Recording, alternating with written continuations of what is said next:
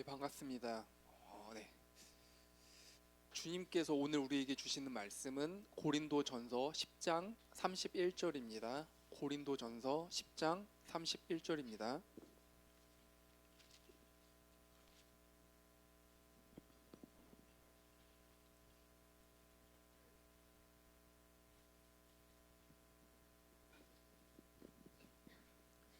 네, 한 절이기 때문에 같이 교독하도록 하겠습니다. 시작.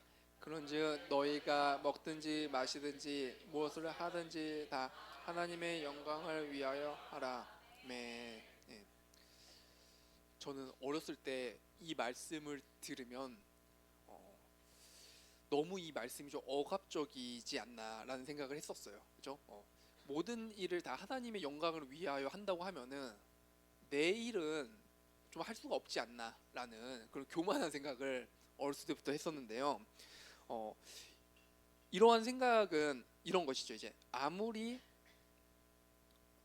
이러한 이제 생각은 우리 인생의 목적은 내가 정할 수 있다라는 생각 때문인데요. 아무리 하나님이시더라도 우리의 우리 나의 인생의 목적을 하나님이 정하신다는 거는 이거는 좀 너무하다고 느껴졌던 때가 좀 있었습니다. 그죠? 이렇게 우리가 반감이 드는 이유, 하나님의 영광이라는 말에 반감이 드는 이유는 두 가지인데요. 첫 번째로는 내 인생의 목적을 내가 정할 수 없다라는 생각이고요. 두 번째로는요, 그 목적이 바로 하나님의 영광이라니 이 말이 이기적으로 들리기 때문입니다. 내 인생에 어떤 것을 내가 선택할 수 있다라는 것이 자기 결정권이라고 합니다. 자기 결정권이요. 이는 스스로 정한 삶이 옳다고 믿는 방식이에요. 예를 들어 볼게요. 평생 돈을 버는 데만 몰고 하는 사람, 아니면 권력을 쫓아 사는 사람, 아니면은 외모에만 집중하는 사람들, 그죠? 이 사람들은 스스로 설계한 그런 어떤 삶이 가장 완벽하고 훌륭하다고 믿는 것입니다. 저도 지금 초등학교 때부터 절친이 있거든요. 근데 이 친구가 그 20살 때부터 투잡 내지 쓰리잡을 지금까지 하고 있어요. 지금까지. 네. 그래가지고 또 성실하기 때문에 돈도 많이 모았는데 아직도 부족하다고 느껴요. 아직도. 네. 그래서 몸을 계속 상해 가면서 계속해서 지금 투잡 쓰리잡을 하고 있거든요. 보면 너무 안쓰러워요. 그죠? 혹시 여러분들 내 삶은 내가 스스로 정할 수 있다라는 말에 좀 위로가 되십니까? 너의 인생을 스스로 정할 수 있다라는 말이 해방감과 자유를 주는 것 같지만 우리는 조금 더 말씀 앞에 이것을 생각해 봤으면 좋겠습니다. 우리는 선택이 늘 자유를 주는 것이 아님을 우리는 알 수 있으니까요. 그 미국의 사회행동학자 베리 슈워츠라는 사람이 있는데 이 사람이 재밌는 이야기를 하나 해요. 그가 청바지가 하나 필요해가지고 이제 청바지 샵에 갔어요. 거기서 이제 점원이 이렇게 말을 하는 겁니다. 청바지는 여러 가지가 있어요. 꽃 완전히 끼는 것, 무난한 것, 편안한 것, 헐렁이 있는 것, 아주 헐렁한 것 이런 것들이 있고 색깔도 다양하다고 말해요. 진청, 연청, 흑청 등등등. 그죠? 이 이야기를 듣고 슈워츠 교수님은 어안이 벙벙해졌다고 말해요. 그죠? 나는 평범한 청바지 하나를 사러 왔는데 정어원이 너무 많은 청바지를 말하기 때문에 머리가 굉장히 복잡해졌다고 말해요. 그죠?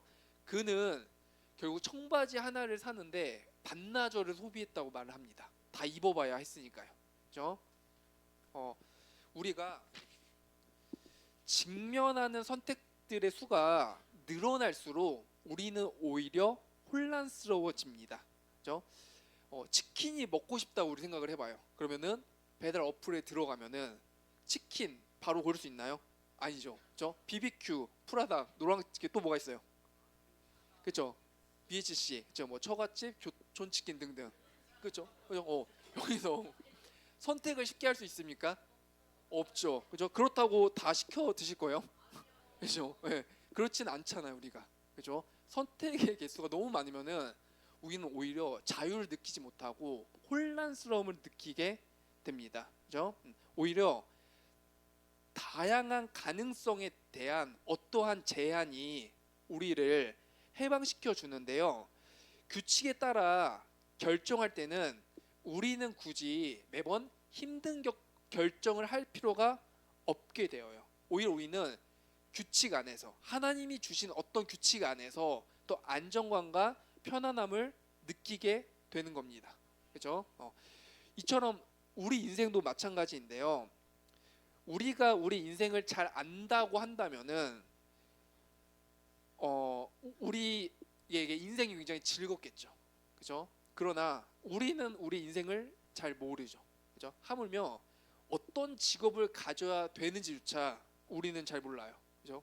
저는 어렸을 때부터 경찰관이 되고 싶었거든요.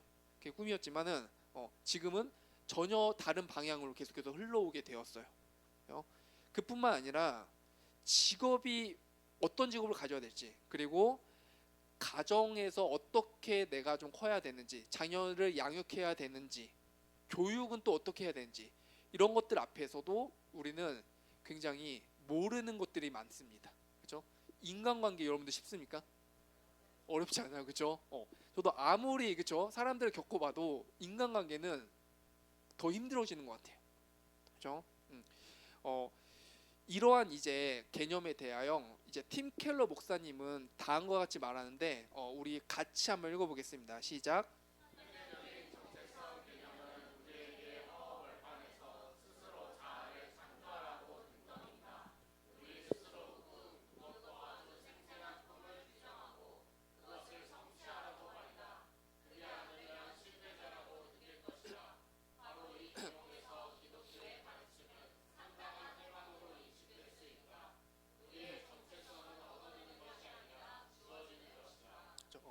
지금 시대는 이렇게 말합니다. 허허벌판에서 너의 자아를 너가 창조해내.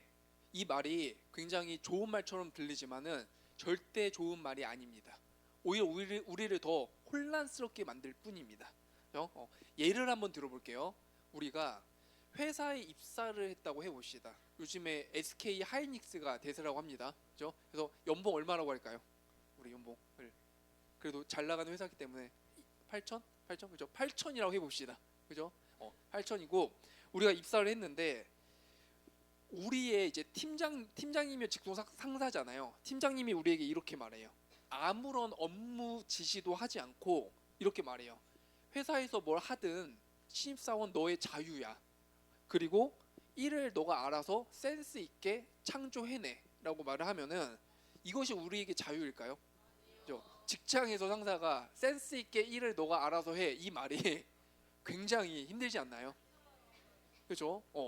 오히려 좋은 상사는 업무 인계를 정확히 해주고 나의 권한이 어느 정도인지 나의 책임이 어느 정도인지를 명확하게 알려주는 상사가 좋은 상사일 겁니다. 그죠?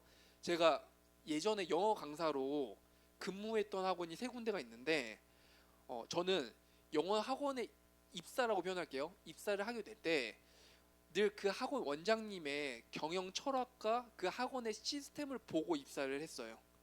여기 옆에 철산역에 정현 영어 학원이라고 있는데 중등부 규모로는 굉장히 좀 규모가 큰 학원입니다.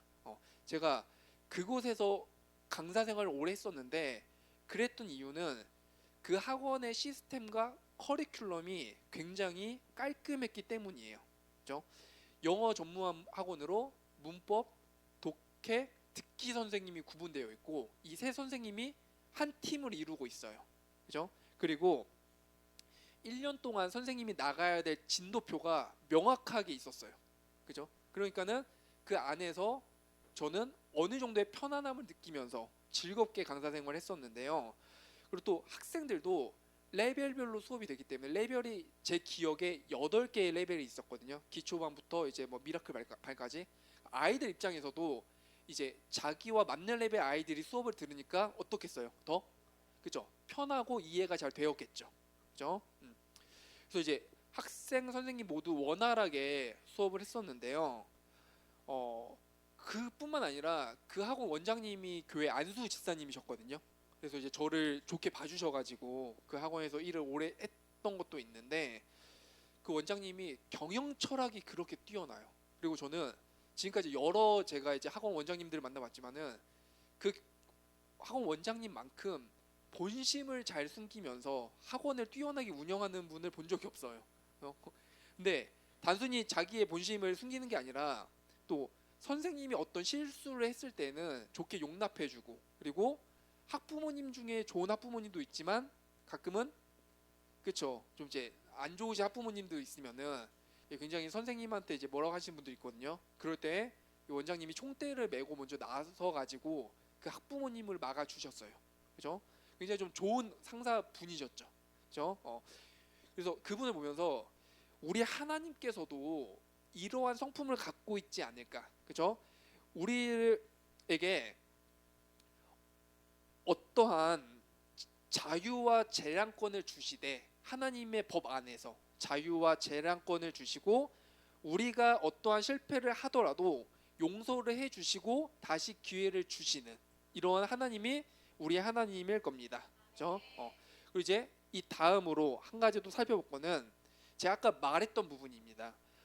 하나님의 영광만을 위한다면 이거는 좀 이기적이지 않나요? 라는 질문인데, 우리 인생의 목적이 하나님의 영광을 위한 것이라고 한다면요, 우리 인생의 목적을 하나님이 정해놓은 것이 우리에게 자유가 된다고 하더라도 하필 그 목적이 하나님의 영광만을 위한 것이라면 다소 흠칫하게 만들어요.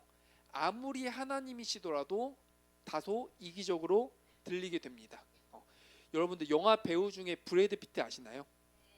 이 배우는 어렸을 때 보수적인 침례교의 가정에서 크게 자라나는데 그가 결국 하나님을 떠나게 되어요.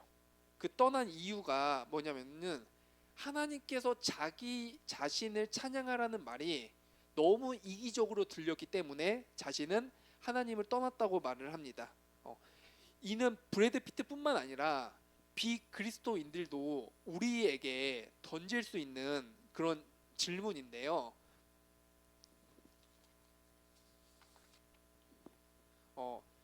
그렇기 때문에 우리는 이 문제를 놓고 성경 말씀을 근거로 살펴보았으면 합니다. 그렇죠? 다음 한번 넘겨주세요. 위에 말씀을 같이 한번 읽어보겠습니다. 시작.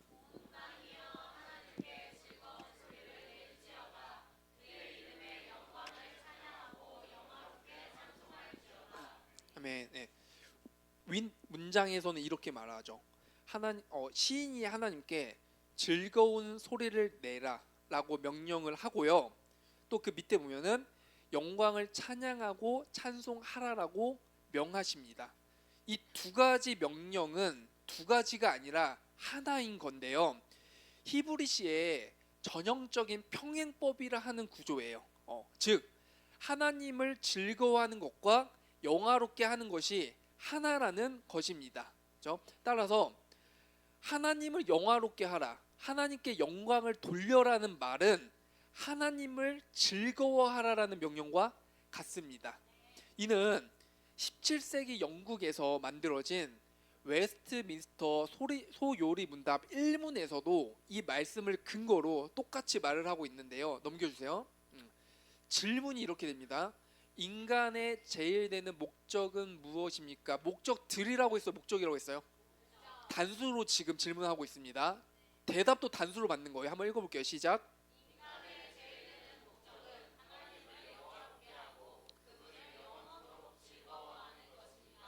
아멘. 자세히 본다면 분명히 질문을 단수로 하고 있습니다. 인간의 제일 되는 하나의 목적이 무엇이냐고요. 그리고 그 답 역시 단수로 받고 있습니다. 왜냐하면 하나님을 영화롭게 하는 것과 그분을 즐거워하는 것이 하나였기 때문이었어요. 두 가지는 구분되는 개념이 절대 아닙니다. 따라서 하나님을 영화롭게 하라라는 명령은 하나님을 즐거워하라는 명령과 같습니다. 하나님께서는 이렇게 말하고 있는 거예요. 나를 영화롭게 하라라고 명령하실 때에는 너희는 내 안에서 가장 행복해라, 행복을 누려라 라고 말하고 있는 것과 같습니다. 게다가 우리 성경은 우리가 하나님을 즐거워하지 않는데 하나님을 찬양하는 것을 뭐라고 말해요? 잘못이라고 말을 하죠. 그죠? 위선이라고도 말을 하는데요. 다음 말씀 구절 한번 띄워주세요. 여기도 한번 읽어볼게요. 시작.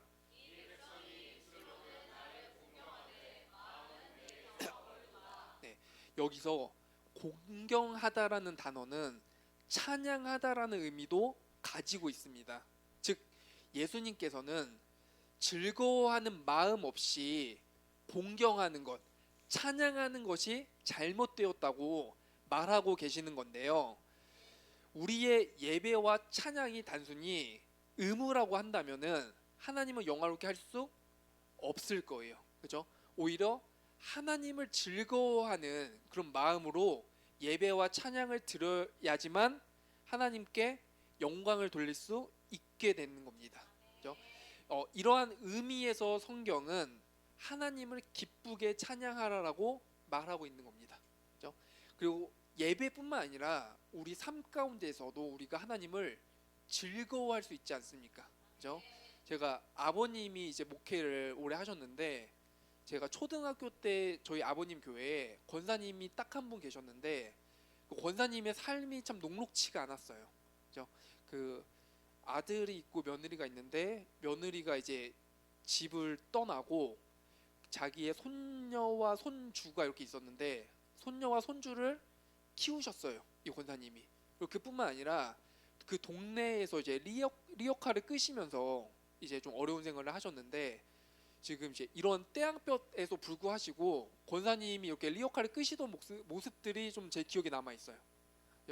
네, 이 권사님의 얼굴 표정을 보면은 늘 굉장히 기쁨이 가득했어요. 그리고 하루 종일 그 리어카를 끄시면 얼마나 힘드셨겠어요. 그걸 끄시고 교회 오셔가지고 교회 청소를 하셨는데 누가 시키지도 않으셨거든요. 그래서 저는 그때 참 그 권사님을 보면서 저 권사님은 왜 이렇게 교회 생활을 즐겁게 하실까? 힘드실 텐데도 불구하고 그런 좀 생각을 했었습니다. 그죠? 네. 그리고 제가 우리 교회 권사님들 보면은 그때 그 권사님의 그 얼굴 모습이 생각이 납니다.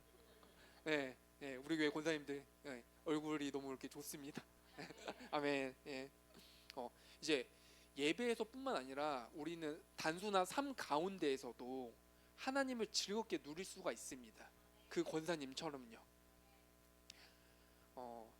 그리고 하나님은 단순히 자기 자신만을 기뻐하라고 명령하시지 않고 우리에게 자신을 드러내 주세요. 하나님께서는 우리에게 내가 너희에게 나를 숨기지 않고 드러내 주시겠다, 보여 주시겠다고 말씀을 하십니다. 무엇보다도 위대하고 아름다운 나 자신을 너희들에게 보여주겠다고 주시겠다고 말씀하시는데 구약 성경에 보면은 하나님께서 복을 주신다라는 말이 많이 있지 않습니까? 이 복의 궁극적인 복은 하나님 자신을 가리킵니다. 그리고 신약 성경이 넘어와서는 이제 예수님 플러스 그다음에 사도 바울이 어떤 신비로운 것들 이런 체험을 한다고 말을 했을 때 이 신비로운 것들과 비밀들이 궁극적으로 가리키는 바는 예수 그리스도십니다. 즉 예수님께서 자신을 계속 우리에게 드러내면서 보여주시는 건데요. 사실 기독교를 제외한 모든 타 종교들은요, 그 신에게 뭔가를 바치기만 하면은 보상만 주는 헛된 신입니다. 어떤 관계를 맺지도 않아요. 그죠? 내가 한 보상만큼만 나에게 주는 그러한 신인데요. 그러나 성경이 말하는 우리 하나님께서는 우리가 필요한 모든 것들을 주실 뿐만 아니라 자기 자신을 우리에게 내어 주십니다. 그죠? 그래서 누구를 우리에게 보내주셨죠? 예수님이십니다.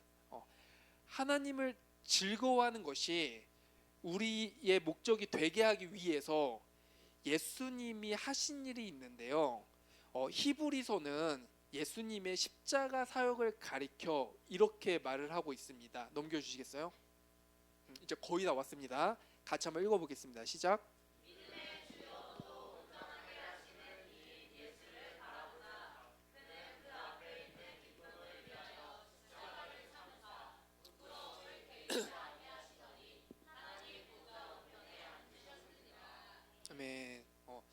왜 예수님께서 십자가를 참으셨습니까? 그분께서는 그 앞에 있는 기쁨을 위하여 참으셨습니다. 그러면 이 기쁨이 뭘까요, 여러분들? 이 기쁨은 음? 음? 이 기쁨은 영원히 자기 신부가 될 우리들을 바라보신 기쁨입니다. 영원히 우리들을 자기 신부 삼기 위한 이 기쁨으로 십자가를 참으신 겁니다.